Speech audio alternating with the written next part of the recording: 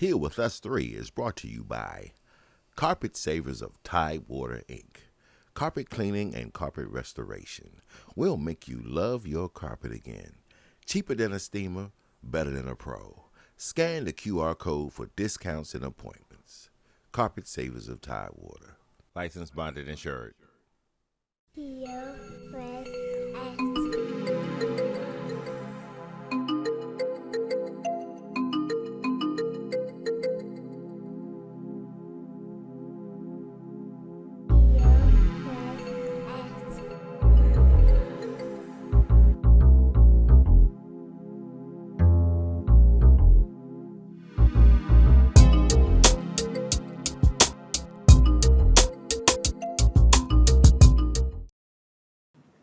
Welcome to Heal With Us, where we aim to inspire, strengthen, and empower. Now let's begin to heal. Hey y'all, I'm Toya, and I'll be investigating the business of everyday people like you and I. This is Dr. Nikkisha. She'll be checking in on your heart. And this is Tam. She'll be enlightening you with fun facts you didn't even know you needed. She's just nerdy like that. Now that you met us, let's get into business. In your business. So Tam, what is your fondest memory with your mother? The fondest memory with my mother is Friday evenings. And I say that because I am an 80s baby. And Friday nights, Love Boat and Fantasy Island would come on, and that was our ritual. And she would also make strawberry jello. So we would sit and watch those episodes, those shows with our jello. Oh, that's so precious. And Dr. Nikkisha, what's your fondest memory with your mother? I would have to say, I don't know why, but I keep thinking about a time where she was just being really silly, and you may have been over there to the house, and she was chasing us around with a pen. Oh, yes. The pen, and we just running up the stairs and just, Yes. scared to death of the pen, like, please, no, but laughing so hard, yeah. And So that was meanwhile, I'm terrified. Yeah, exactly. You literally hiding. Yes. So that was one, just seeing her in that light Yes. mode, that free, and that carefree mode, and just having fun together. Yeah. And she never really stuck us, even when she called us. Right. Oh, she did. No. She did. My most fond memory, I think, is I don't know why I remember this, but when she used to put our socks on, how like the back would be leaned against her, and then lift one foot up, and she put it on from behind. So that's like I remember that more than anything else. Wow. That was like my most favorite with her. Okay. So what's the best lesson you learned from your mother? Is that my turn? It's your turn. Okay, Tam's what's turn. the best lesson that I learned from my mother? I would have to say not be a pushover. When I was younger, I was so naive and just, everybody's your friend, and didn't really like to, and I'm still that way today. Don't like to say no, don't like to hurt people's feelings. And she was like, you don't let people take advantage of you. Don't let people run all over you. Stand up and speak up for yourself. So. Dr. Nikkisha? Okay, so I'm going to be like, Tam, can you repeat the question, please? Yes. What's the best lesson you learned from your mother? Oh, I think just having and it was more so shown than told, just having a very caring heart, looking out for other people all the time, and, it's easy to kind of just stay focused on your needs and what's going on in your inner circle, but she was always helping anybody and everybody. So, so that's one of the greatest lessons I learned too.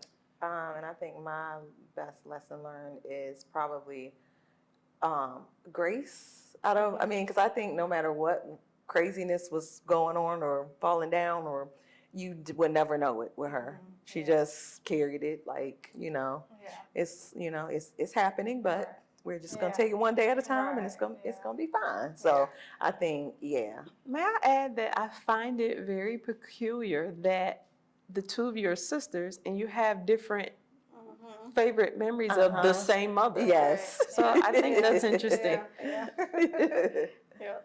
what terrified her, what terrified me was great to her.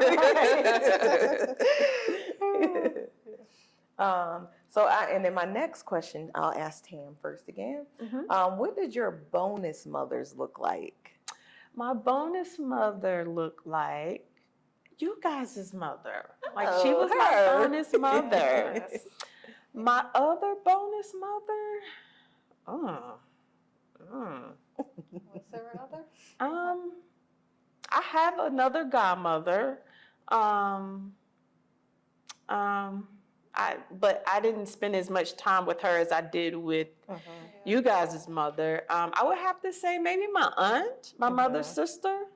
You know, I spent a lot of time with her growing up and little, and she was just so fun to kind of be around, and she always made me laugh, and she was just, she made anybody laugh, but I just loved being around her because she was so fun and just so, just a good time, just good to be around. So I would have to say my aunt.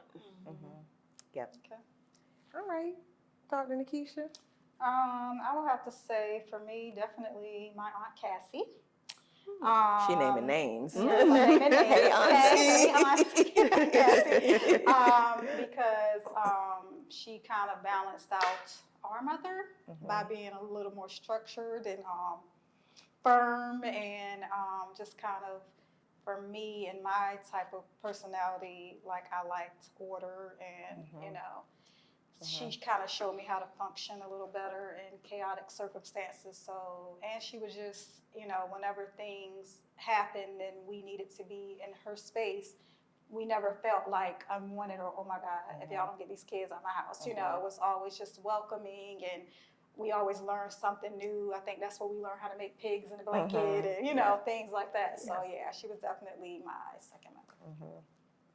Or bonus mother. Okay, so I think I just been collecting them. So, but I have, you know, work bonus mothers. I have, you know, the ones that I grew up in their house, like Tam's mom, Mother Mary.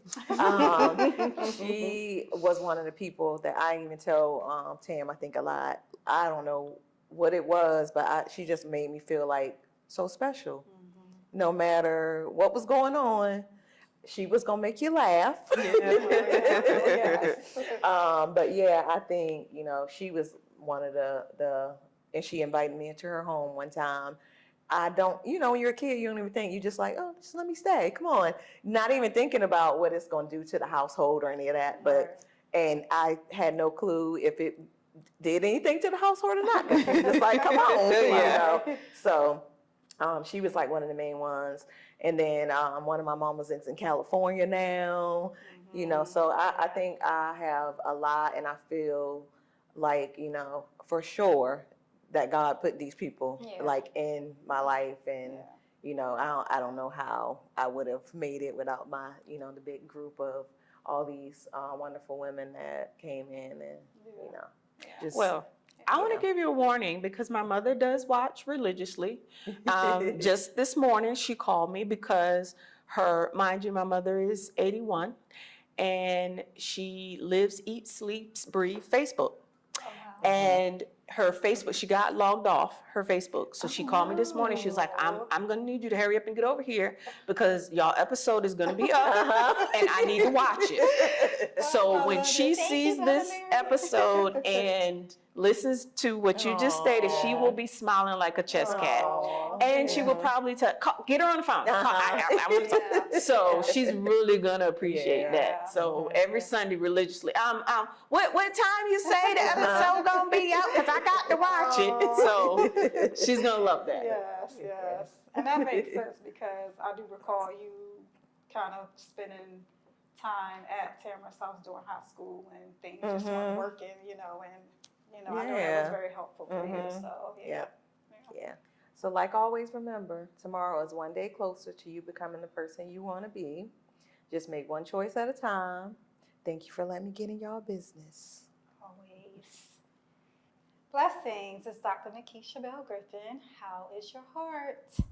So we're going to continue our conversation about mothers, and we're just going to kind of free flow into the nurse corner, if that's okay with Tam. Sure. So we can keep the conversation going. And I want to start off with, and I'm trying not to duplicate my sister's questions over here, but I'll start off with something positive. And I'll kind of shift the focus from our mothers to being a mother. So, what do you appreciate or value most about being a mom? And I'll start with you. So I think it's hard to even put it in words, but you just see the world completely different. Like once you become a mother, and you appreciate your mother more when you become a mother. Oh, yeah, definitely. Definitely. Okay. Thank you. What about you, Tam? Of course, I'm special. Can you repeat the question? No problem. So I Okay. said, what do you appreciate or value most about being a mother?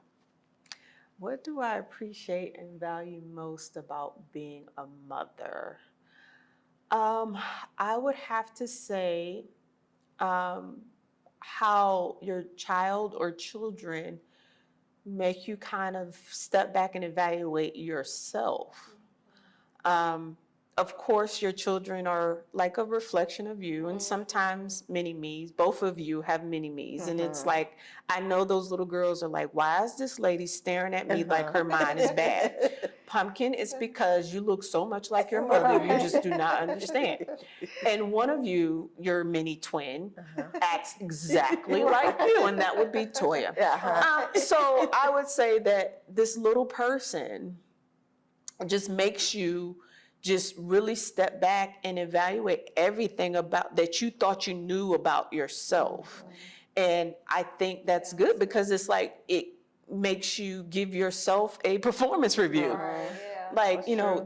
did I really step in and correct him or her, Right, your child, yeah. when they did something, or did I Yeah. guide them the right way?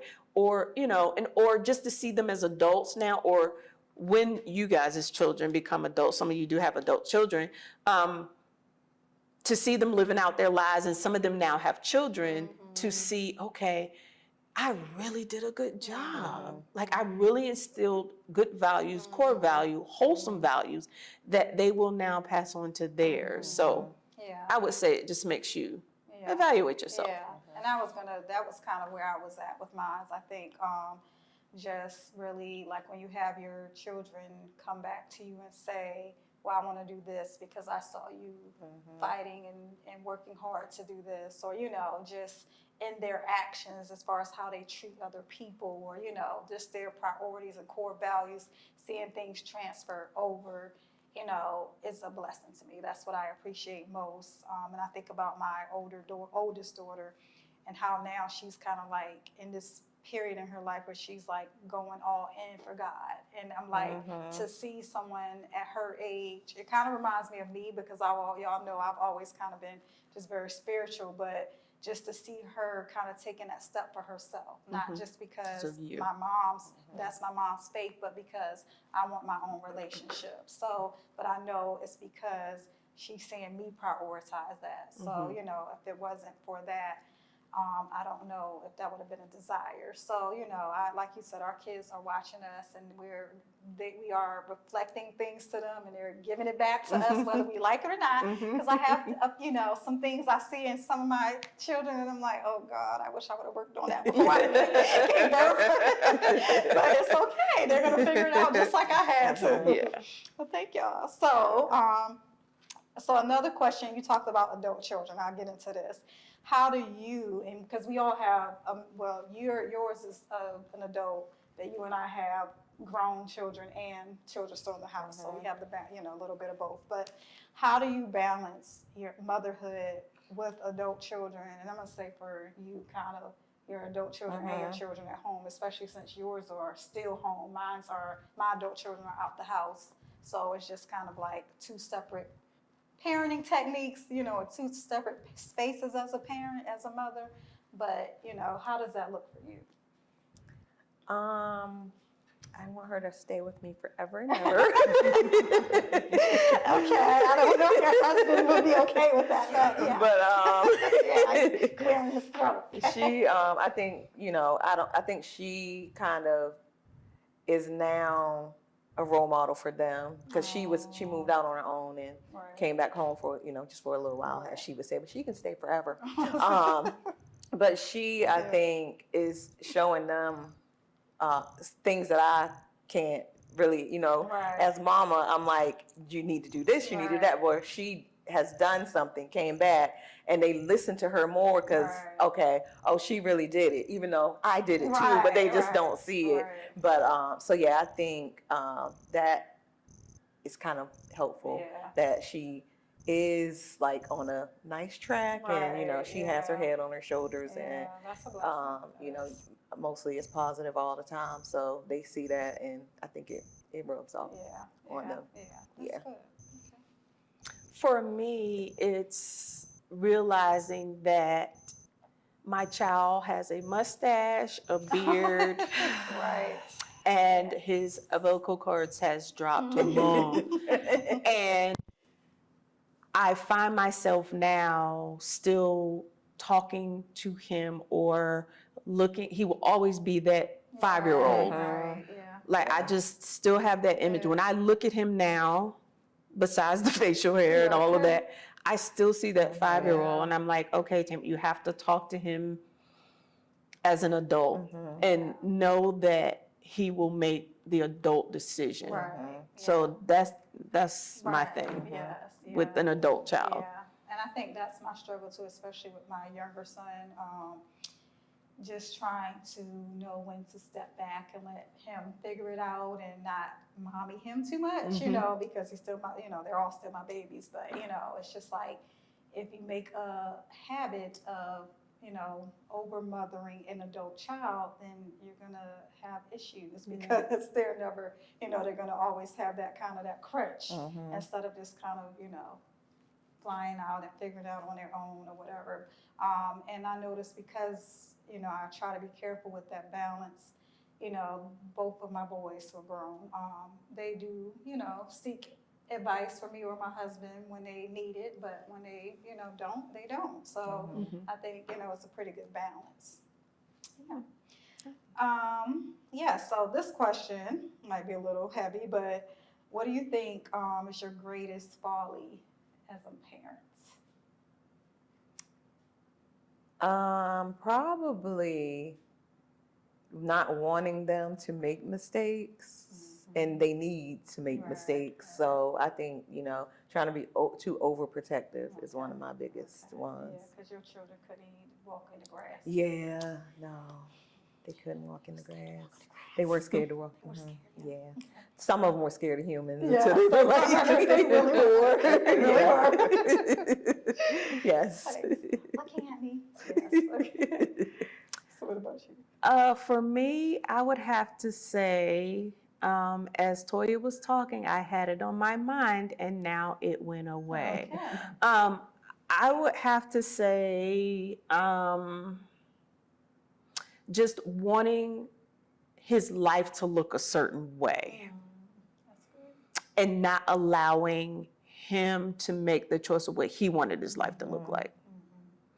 And that can be a lot of pressure for a child.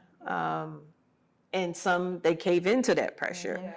I mean, I wasn't too irate with it, but it did kind of make me feel a certain way that his life wasn't really the way that I pictured it to be.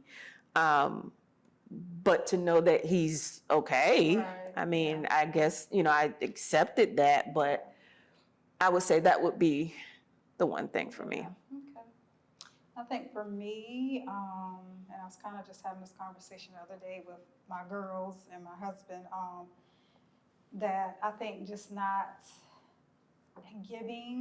feeling like I'm giving or feeling like I gave my children enough experiences. Because my background, you guys know our background was,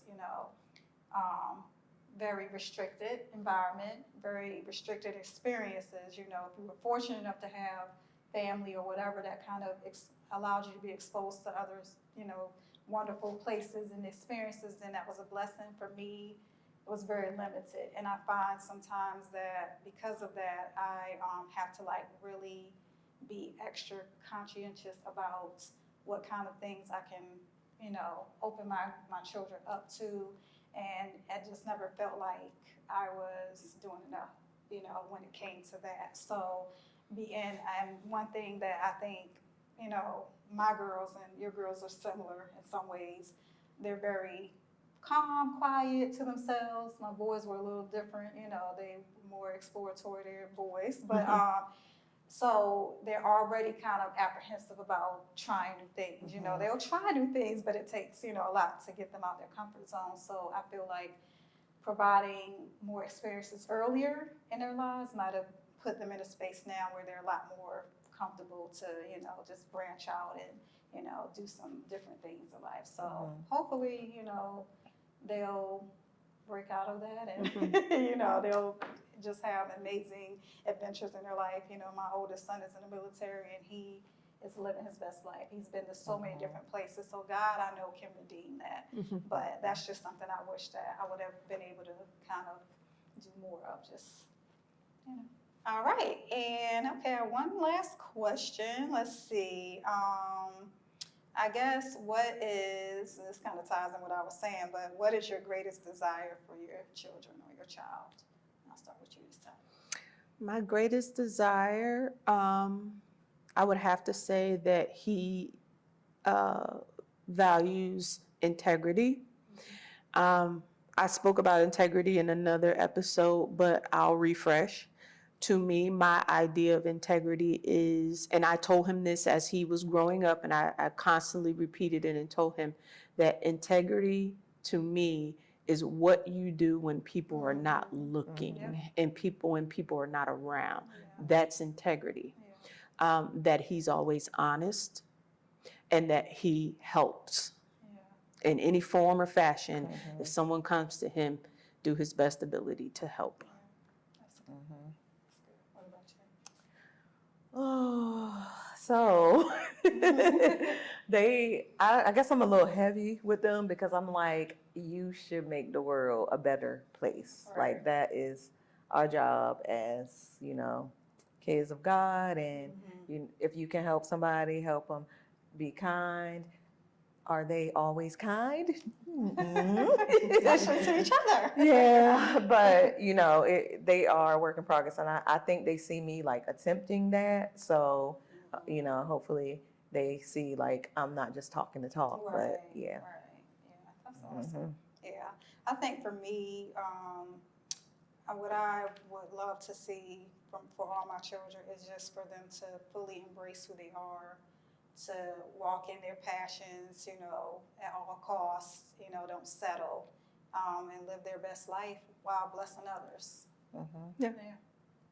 That's about it. Yeah. Well, thank you, ladies, and we want to wish everyone a happy Mother's Day, and thank you for joining this conversation. We hope that you have a blessed relationship with your children as well as your mother, and you know, there are always challenges.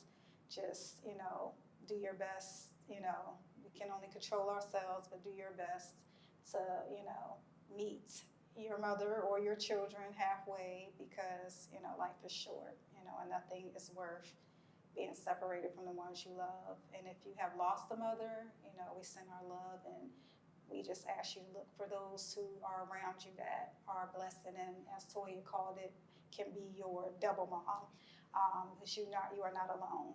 She can't be replaced, but you are not alone. Well, thank you, and don't forget to guard your heart with all diligence, for out of it are the issues of life. Peace.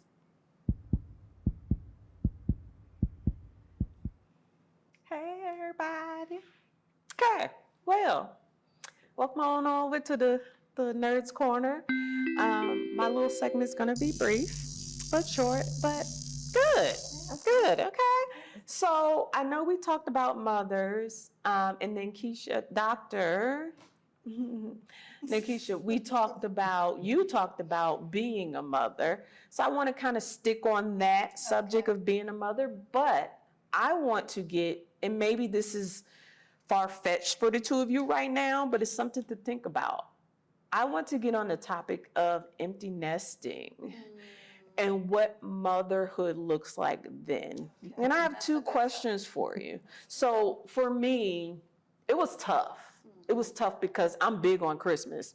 You would know because I sent you a picture of my decorations. Yes, it was out of control. I'm Yes. big on Christmas. So the kids knew that. And I baked the cookies and I was the stocking stuffer and it was traditions and it was where the bear and all this, just those things. And once they left, it was like my husband, and I can't get him to Right. hide the chocolate bear and find it. And he's not. Girl, you be like, girl, if you don't go somewhere, sit down. So it was very tough for me to adjust. Family vacations. We always took our family vacations in August.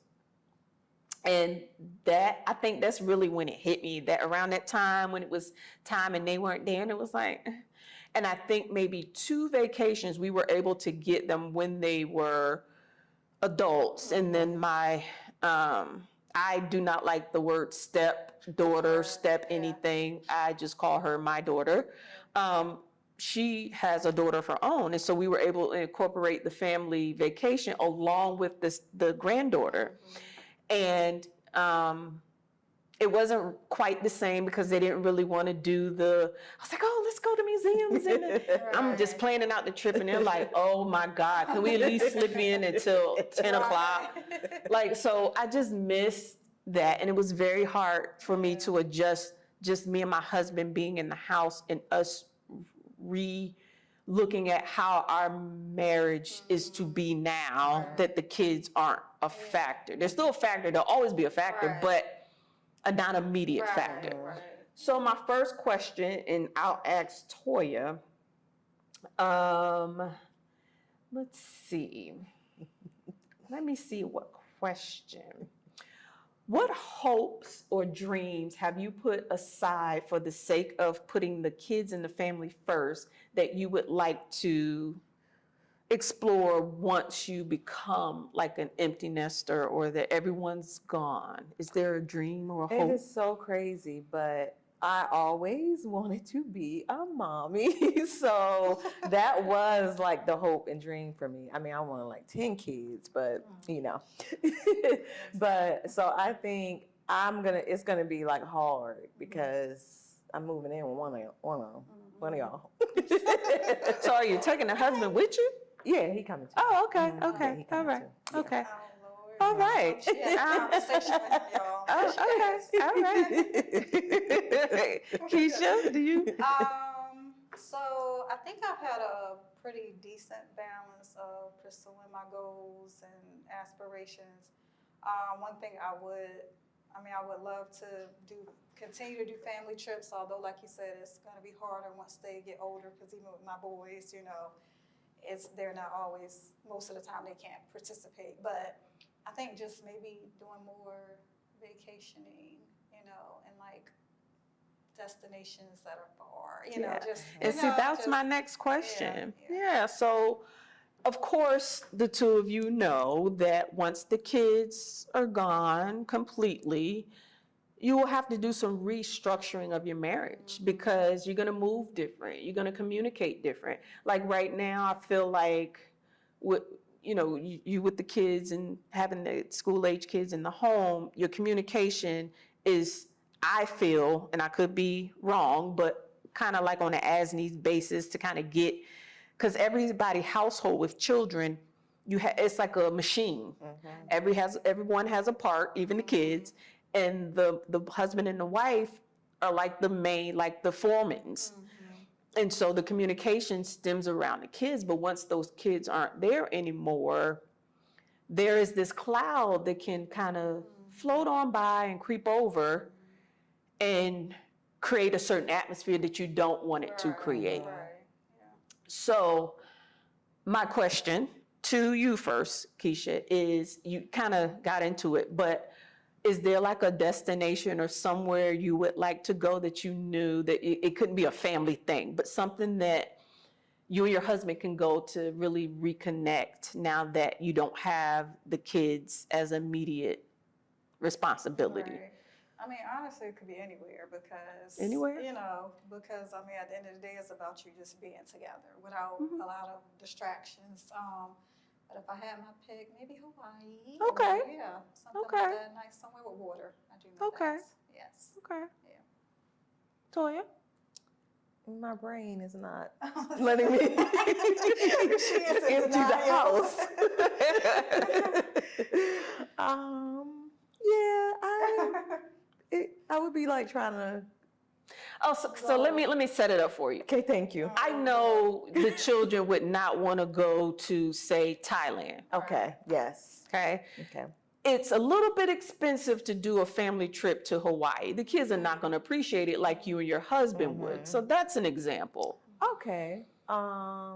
So I guess, I would just spin the globe and be like, here. I would just want to see a whole lot of different places. So. yeah. Okay. Well, I can say on our honeymoon, at this time, the kids were teenagers. But that was the first trip, let me think real hard, I think it was, out of the country that we went together. And it was amazing because we didn't have to worry about, I'm a stickler, I'm a list person, I'm a time person. We got a agenda we stick to. 7 o'clock we eat breakfast. 7:30 we make it back up to the hotel room. 7:45 everybody need to be in the elevator going down to the car. 8 o'clock everybody need to be in the car. 8:30, 8:15, 8:30 we in the back checking the coolers, making sure we got ice. So. Vacation. But she's doing it. They're on vacation. She's not. So when it was just us, it was like, you got your phone, I got my phone, okay, let's go. Like it was just, and just to really go to the islands. I think our favorite place was not the Bahamas, but Barbados. Amazing. It was just amazing. We didn't have to worry about, okay, well, what are y'all cooking with? Because this person has allergies and this one has eczema and this person can't do da-da-da-da. And it was just amazing just to have it. But then I sit there, I don't think he even cares. I ain't gonna say he don't care, but it doesn't bother him. Like empty nesting did not faze him. It was like, oh, okay, good. Hey, let's party. Oh, yeah, that's what I've been waiting for. Right. So Yeah. for me, it was like, oh my God, I never said that. The kids they don't even call us. And, so. Thank Jesus is what he was thinking. So I would just want to say to you that when the two of you reach that, I am here. If there's any, solutions or Stake answers or out. questions. We need to stake out their houses or something like that. You're bad too. And I think I don't know, Toya might not be able to relate because her daughter was still in the same city. But, my oldest left for the military. He was away.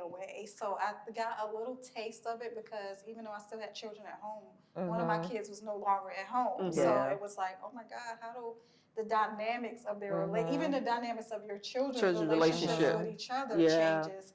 And like when the boys come home now, the girls are kind of like looking, and I'm like, really? And then they'll do something stupid, and then it's like, okay, now we're back to It's it definitely shifts. The dynamic shifts, like you said, in a lot of ways. And it's gonna be tough because we're in this big old house and it's quiet.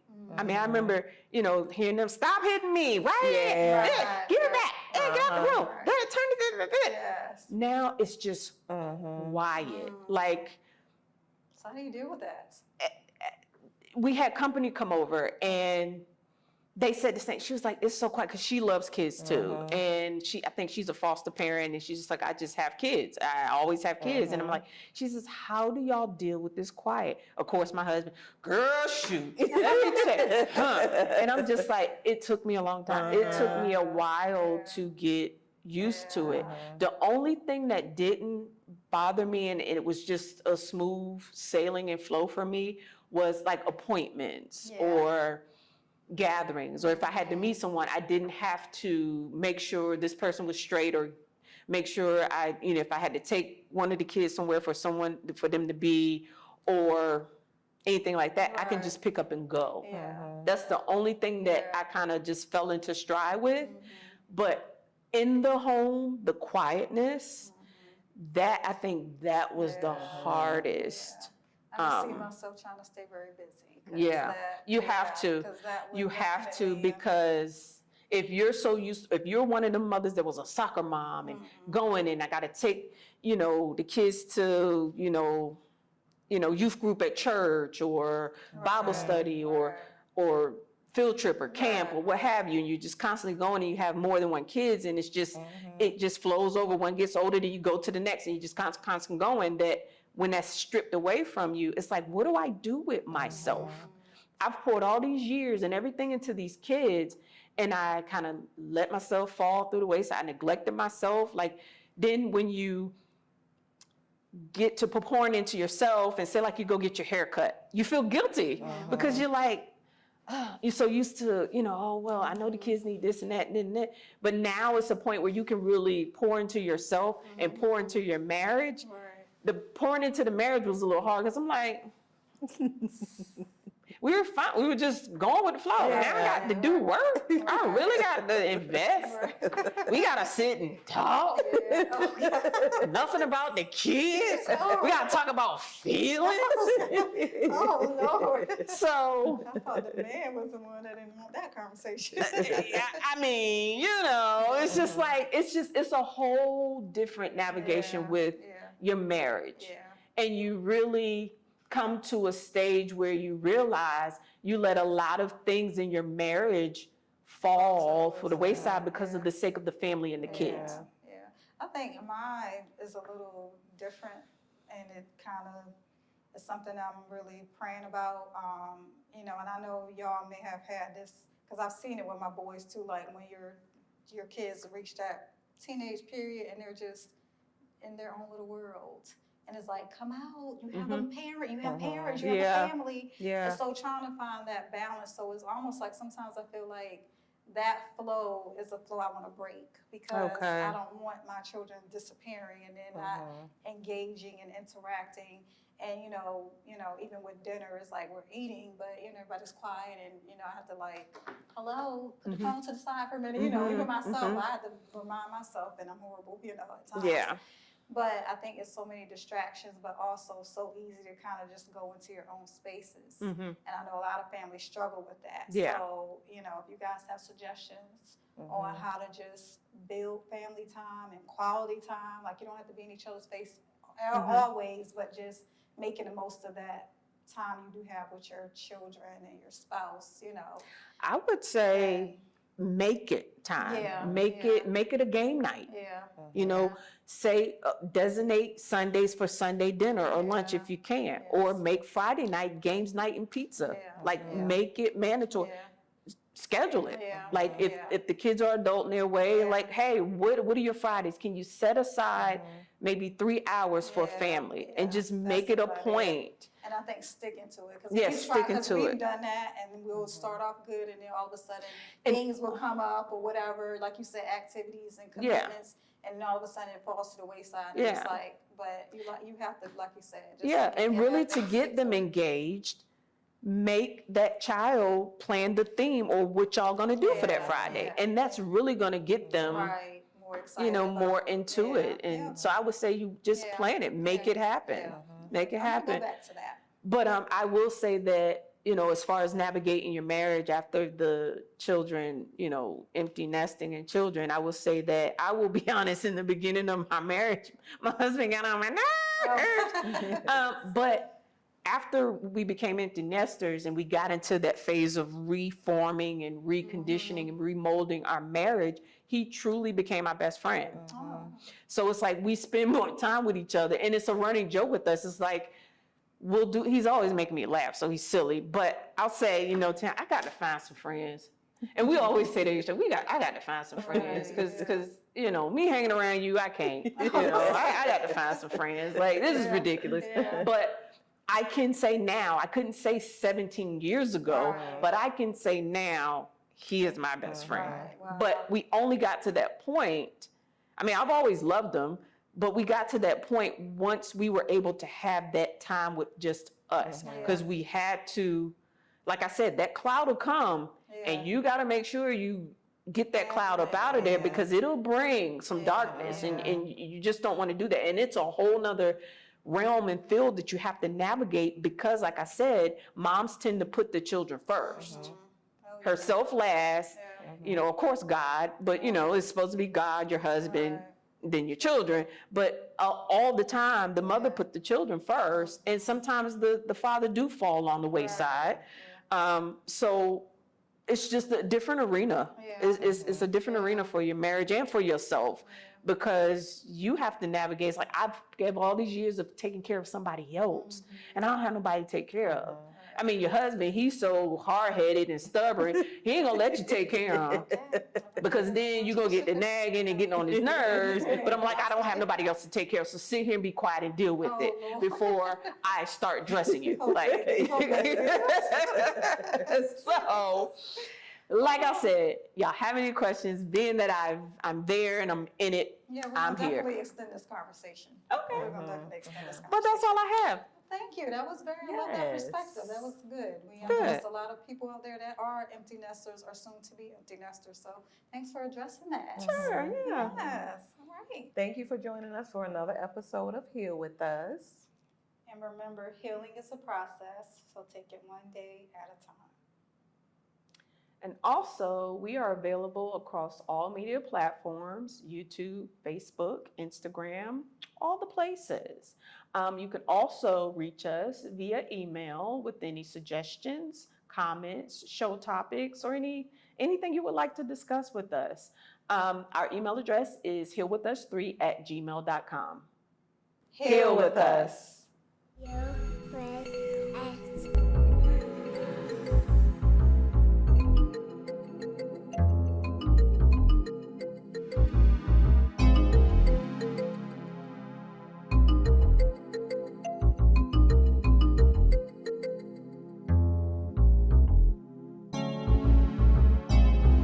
In your business.